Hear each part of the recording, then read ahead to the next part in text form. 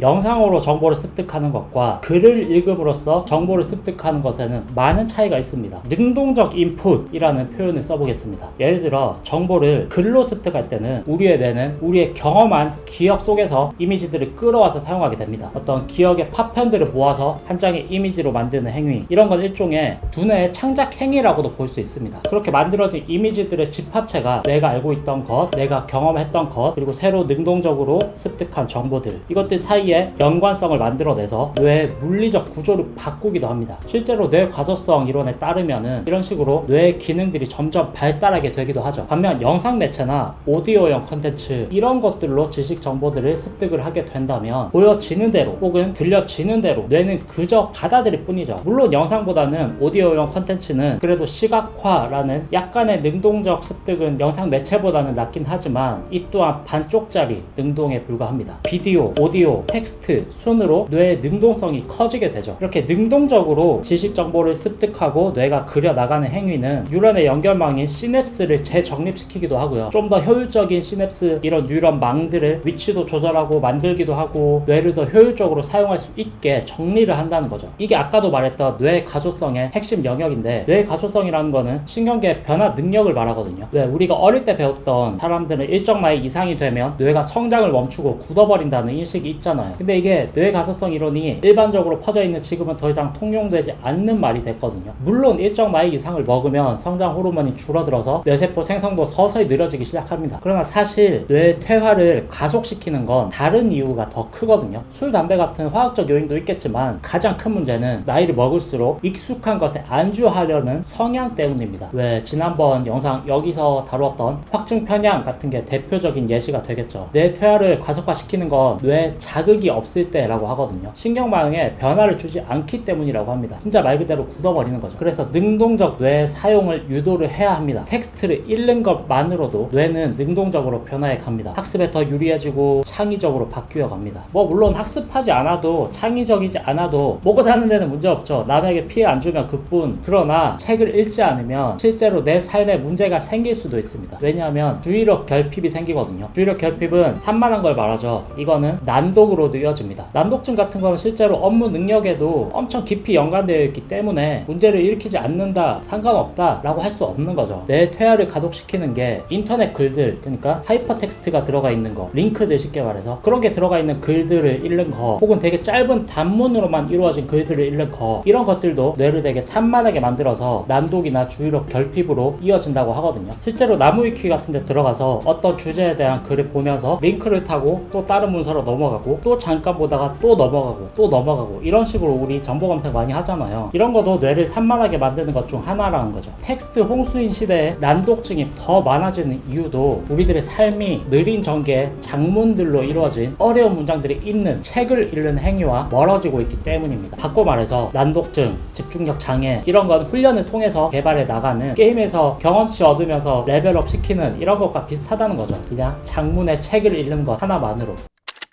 책을 읽어야 훌륭한 사람이 된단 말이야.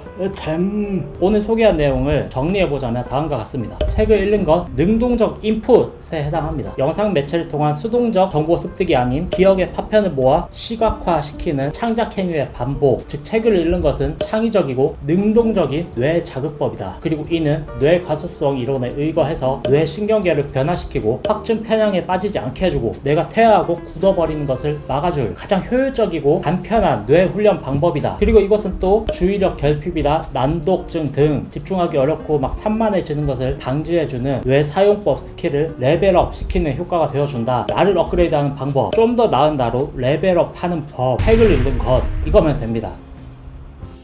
오늘의 나를 읽게 한 것은 우리 마을의 도서관이었다. 하버드 졸업자보다도 소중한 것이 독서하는 습관이다.